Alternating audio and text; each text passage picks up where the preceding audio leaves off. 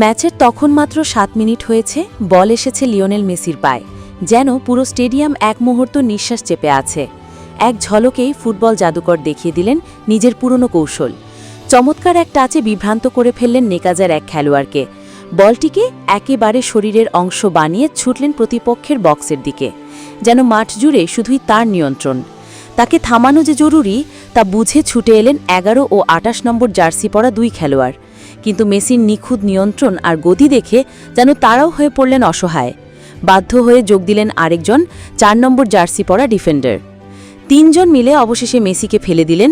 Messi পড়ে হইলেন মাঠে, নড়ছেন তবে উড়ে দাঁড়াচ্ছেন না। যেন ব্যথার থেকেও বেশি কাঁপিয়ে দেয় তার সেই নীরবতা। স্টেডিয়ামে ছড়িয়ে পড়ে হঠাৎ এক বিষণ্ণতা, চোখে মুখে আতঙ্ক, গ্যালারিতে কণ্ঠরোধ।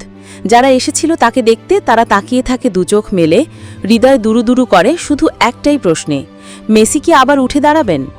কিছু সময় বসে বসে চিকিৎসা নিলেন, একটু পর দাঁড়ান, হাঁটতে হাঁটতে বিদায় নেন। দর্শকদের চোখে জল, বোঝাই যাচ্ছে উরুতে চোট পেয়েছেন তিনি। এখন প্রশ্ন হচ্ছে, এই ইনজুরি সেরে উঠতে লাগবে কতদিন?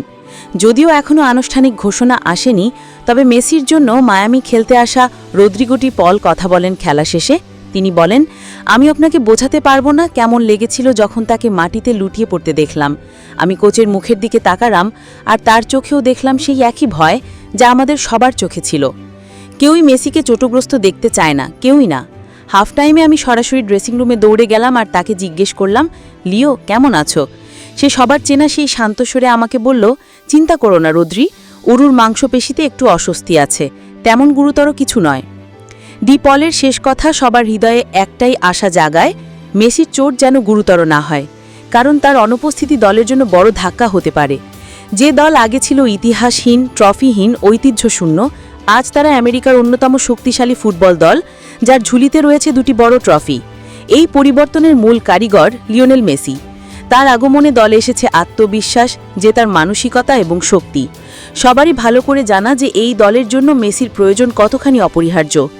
তাই মেসির সুস্থতা শুধু তার জন্য নয়, পুরো দলের ভবিষ্যতের জন্য এক অনিবার্য কামনা।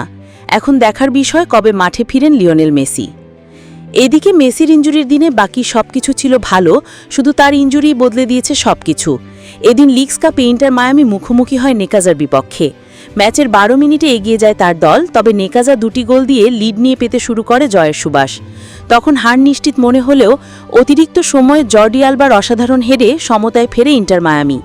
খেলা গড়ায় টাইব্রেকারে। সেখানে নায়ক হয়ে ওঠেন আর্জেন্টিনার গোলকিপার, যার নাম রোকো লিওস নোভো। তাতে 3 পয়েন্ট নিয়ে মাঠ ছাড়ে মায়ামি।